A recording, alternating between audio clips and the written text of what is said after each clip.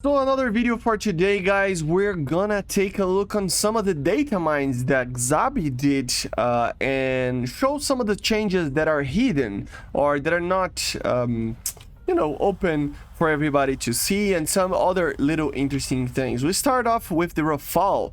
The Rafale got basically two changes with the patch, and that I didn't talk about. The first one is the RWR. Now it has a pretty interesting RWR that basically has a 90-degree kind of looking angle, basically, which means that, for example, right now we are flying perpendicular to that AA system right there, the 9K3 there, and it's normal, it's just working, right? Of course, if you fly like this, you will not be detecting the AA system, of course, because it's in the blind spot.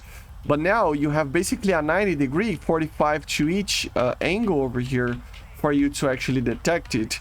So much better than what it was before. It was 45 degrees before, meaning 22.5. Is it? Yeah, 22.5 each upwards and downwards. Now it is 45 degrees upwards and downwards, which means that you have a much lower blind spot for the RWR of the Rafale, which is a buff from what we had in the dev. It's not really a buff because this is what it was intended to be, but you know what I mean, right? Another aircraft that got changed a little bit is the Eurofighters. All of them, they now have basically a lower induced drag after the curve at Mach 0.65. It's actually a pretty big increase or decrease of induced drag, right? It means that above Mach 0.65, it actually increases by a lot the energy retention and the sustained turn with the aircraft. So it is turning basically more from what it was on the dev, right? Which means it is a better aircraft. Like I said, the Rafale and the Eurofighter are the two new top dogs, and they're already amazing. And these little buffs like this one and the Rafale one are just making these things even better, right? So they are turning a little bit more than what it was before. Well, not actually turning more, just retaining more energy after that, meaning that eventually it will turn more in the sustained kind of situation, right? So now, guys, the ASM as well can actually be deployed on the RMV for up to Mach 1.4. So if we deploy the weapon, as you see, it can be deployed in a supersonic environment, which is pretty good, increases the range of the thing, and it's pretty amazing, right? Not only that, it actually got buffed from what it was in the dev server. So now it actually has a pretty significant performance on the terms of it has more fin AOA, so it can do more degrees with that and be able to pull more as well. 15 Gs it can actually pull, which is pretty interesting. And not only that, the engine got changed to a 30-degree booster with a little bit less power, which means that it can actually burn for a little bit longer, but with less power, maintaining the energy for a little bit longer normally for the long range engagements, right?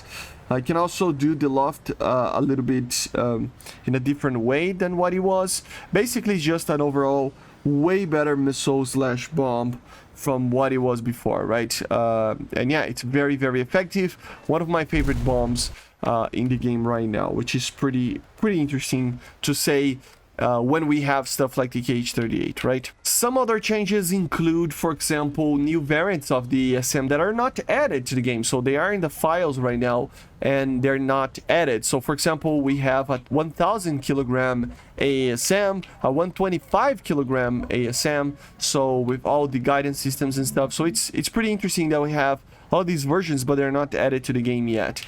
I wonder what aircraft will get them, but yeah, it is pretty cool. Another thing is that we have new types of bombs and stuff, some that we already talked about, like the GBU, a version of the GBU 55, if I'm mistaken, sorry, 53B, right?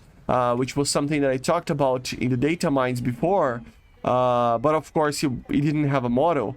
But now it does have a model, and I wonder if they're gonna add it or not, or what they're gonna do with it. But still, it is there on the files. Another thing is that they actually added, I don't know if you know this, but they actually added a Python 4 for the KFIR C10, which is a missile that is already in the files of the game. I don't know if you know this. I tested when it was added, and it's already in the files. It just needs to be like actually put it into the game itself. But it's pretty interesting that we have this type of thing. And oh my god, I overshot this.